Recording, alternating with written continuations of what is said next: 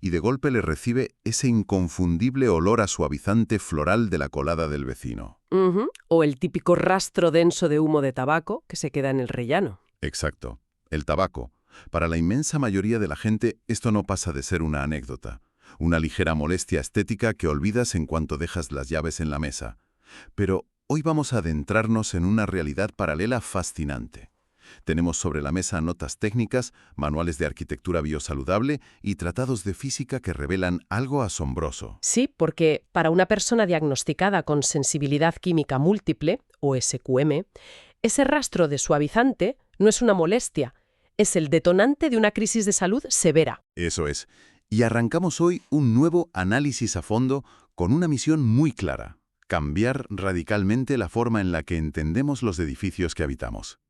El objetivo es dejar de verlos como cajas de hormigón aisladas y empezar a comprenderlos como inmensos organismos vivos, interconectados por conductos invisibles.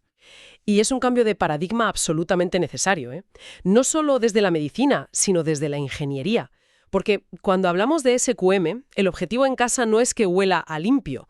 El objetivo real, que es casi una cuestión de supervivencia, es crear una barrera de seguridad física impenetrable contra el exterior. Totalmente.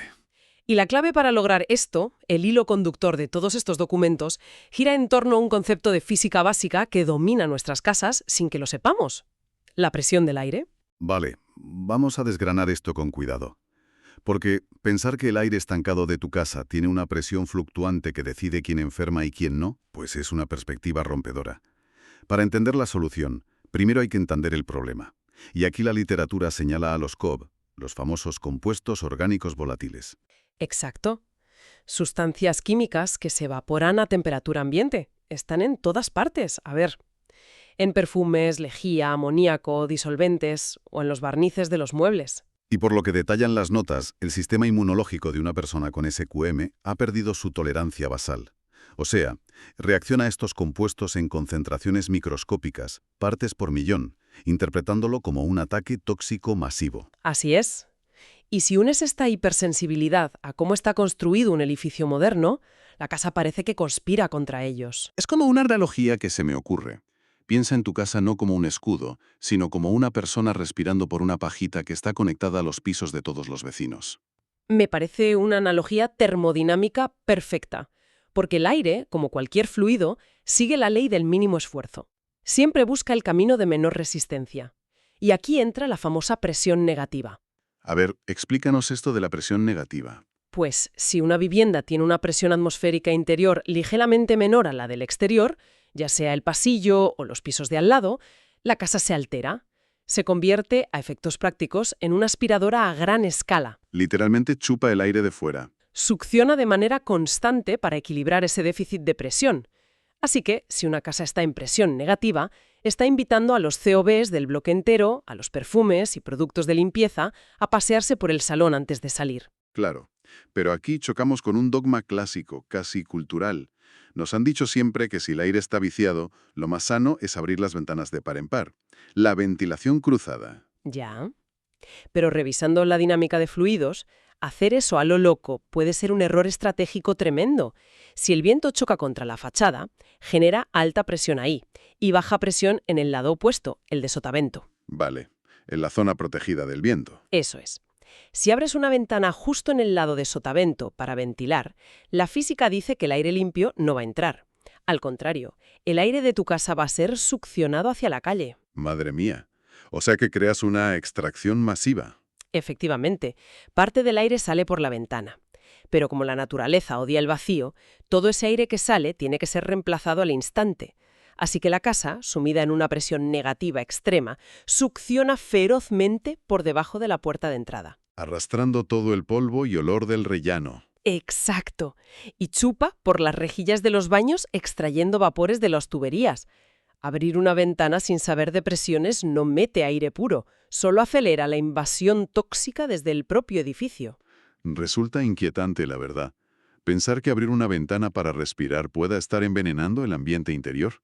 Es como achicar agua de un barco agujereado. Sacas agua, pero la succión hace que entre agua sucia por debajo. Una trampa mortal en casos de SQM, sí. Entonces, sabiendo que ventilar al azar es contraproducente, los documentos apuntan a un control mecánico profesional, y es muy curioso que para buscar soluciones las notas nos lleven directamente a los protocolos de ingeniería hospitalaria. Lógico, porque los hospitales son la vanguardia en el control invisible de patógenos. Han perfeccionado el manejo de presiones para salvar vidas de forma pasiva. Y aquí destacan dos modelos fascinantes. Primero, la habitación de presión negativa.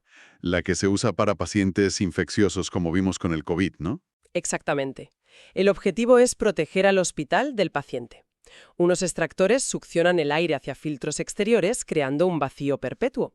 Así, si un médico abre la puerta, el aire del pasillo entra violentamente a la habitación. Bloqueando la salida del virus. O sea, el aire hace de muro invisible.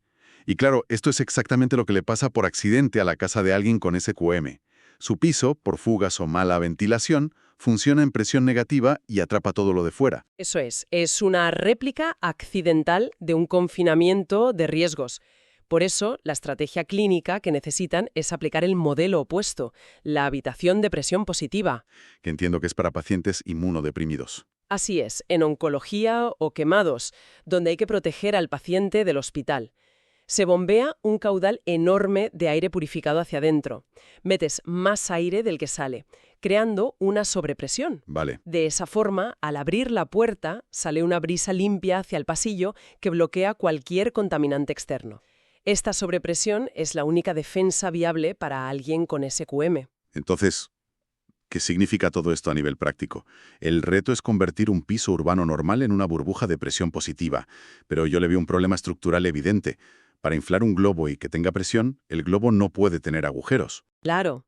Y la realidad arquitectónica es que nuestros edificios son, básicamente, coladores gigantes. Son súper permeables. Y para visualizar este peligro, las notas cuentan un caso clásico alucinante sobre el efecto chimenea. Un residente de un quinto piso que enfermaba siempre que su vecino del primero pintaba la casa. Un caso clínico del libro en la arquitectura biosaludable. Pero a ver, hay 4 pisos de diferencia.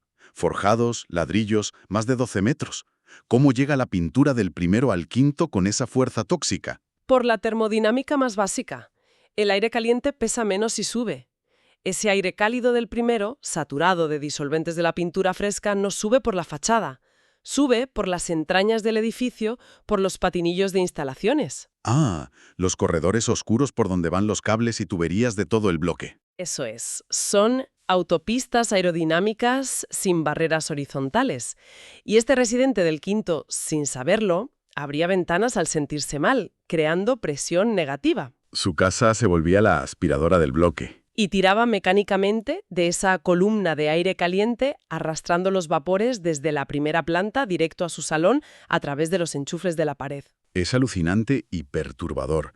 Respirar pintura a través del enchufe de tu mesita de noche destruye toda la ilusión de aislamiento del hogar. Así que, si asumimos que la casa es este submarino agujereado, el experto nos dice que hay que mapear todas las vías de entrada. Sí, una disección quirúrgica. Y la primera vía, la frontera principal, es el rellano y la puerta de entrada. Las puertas acorrazadas tienen holguras enormes. O sea que poner una toalla en el suelo no sirve para nada. Para nada, contra los gases no. Las notas exigen triple barrera. Burletes de silicona, de alta densidad en el marco. Y abajo, un mecanismo de guillotina automático o un rodillo doble de contacto continuo. Madre mía, a nivel cámara de vacío. Vale, sellamos la puerta. Luego el análisis nos lleva a un clásico mediterráneo, los patios de luces. Elementos hipercríticos. Un patio de luces es una chimenea térmica que concentra la actividad de decenas de familias. Lejía, extractores de cocina, tabaco. Todo un cóctel tóxico subiendo por ahí. Exacto. La regla para la SQM es inflexible. Esas ventanas deben estar cerradas y selladas con masilla de forma permanente. Solo se puede ventilar por la fachada exterior principal, donde el viento dispersa más. Tiene toda la lógica del mundo. Pero claro, hay conductos en casa que no puedes clausurar, como los respiraderos del baño, los shunts, y las notas dicen que son súper insidiosos. Son conductos comunes para toda la columna de vecinos, ¿verdad? Sí, una chimenea vertical compartida. El problema es muy simple. El del piso de abajo se ducha, enciende su potente extractor y lanza aire húmedo y viciado a alta velocidad hacia el conducto común. Y si tu extractor está apagado, no tienes fuerza para repeler ese aire. Eso es. El aire encuentra resistencia en la chimenea, se desborda y entra directo en tu cuarto de baño. La solución física obligatoria aquí es una rejilla antirretorno. Ah, una compuerta. Una lámina que se abre con tu extracción, pero cae por pura gravedad y sella el conducto en cuanto nota aire viniendo en sentido contrario. Ingeniería brillante y súper simple. Pero fíjate, de todas las conexiones compartidas, la que me parece más alarmante es la de los desagües. O sea, el hecho de que los gases del alcantarillado puedan llegar a tu baño a través de las tuberías si falla el sifón. El famoso sifón, sí. Esa tubería curva en forma de U debajo de los lavabos es en realidad un componente de seguridad crítico. Es un sello hidráulico. Funciona reteniendo agua, ¿no? Claro, el diseño obliga a que quede un tapón de agua en la curva tras cada uso. Esa pequeña balsa es la única barrera física impenetrable contra los gases fecales de la bajante común. El drama viene con la falta de uso. Un bidé de la habitación de invitados, por ejemplo. Exacto. Pasan los días, el agua de la curva se evapora por la temperatura y de repente desaparece la barrera. Es que visualmente es brutal. Un sifón sin agua es como dejar bajado el puente levadizo del castillo directamente sobre el pozo de aguas residuales. Los gases entran libremente. Y la solución es tan tonta como abrir el grifo 10 segundos a la semana. O poner tapones de goma herméticos si no se usa nunca. Es vigilancia preventiva pura. Y una vez mapeado y sellado todo este entorno, llegamos a la fase clave. Porque, cuidado, sellar la casa no aumenta su presión. Claro, sellar aísla, pero no presuriza. Si sellas todo, pero no metes aire limpio, en el instante en que enciendas la campana de la cocina, la casa vuelve a su modo aspiradora, succionando por las grietas. Entonces llegamos al plan de acción, la construcción del muro de aire. Son 2 pasos. Primero, la filtración extrema. Necesitas purificadores médicos cerca de la ventana más limpia. Y las notas dan un dato vital. Ojo con esto, el filtro ECHEPA tradicional no basta. Es una distinción física clave.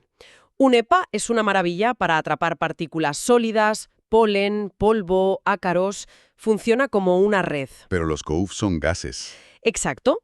Moléculas minúsculas que atraviesan esa malla como el viento pasa por una alambrada.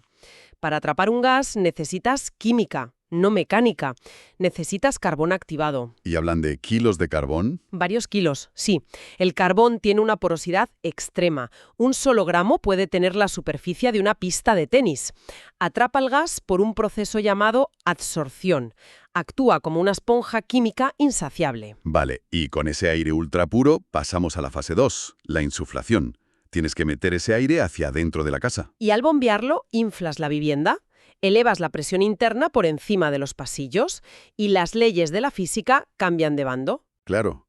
Ahora, el aire denso y limpio de dentro busca escapar por cualquier grieta. Empuja hacia afuera, por debajo de la puerta, por los conductos y repele mecánicamente cualquier olor que intente entrar.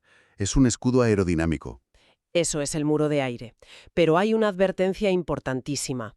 Los extractores de la cocina o del baño pueden colapsar esta barrera en segundos. Porque extraen un montón de metros cúbicos de golpe. Cientos de metros cúbicos por hora. Si enciendes la campaña en una casa sellada, pasas de presión positiva a presión negativa severa en 1 minuto. Y el vacío forzará los sifones y los enchufes. Madre mía. ¿Y qué haces entonces si tienes que cocinar? El protocolo dice que hay que abrir simultáneamente una ventana en la zona más limpia y alejada para compensar. Le das al extractor aire fácil de chupar sin comprometer los conductos de la casa. ¡Qué precisión, de verdad! Viendo este nivel milimétrico de la ingeniería de fluidos, te das cuenta del sufrimiento y la vigilancia brutal que exige vivir con sensibilidad química múltiple grave.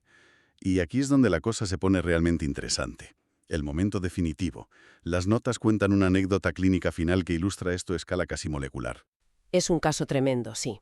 Hablan de pacientes con SQM extrema que habían blindado la casa a la perfección. Puertas con guillotina, filtros de carbón masivos, compuertas en los shunts, sifones perfectos. La fortaleza ideal.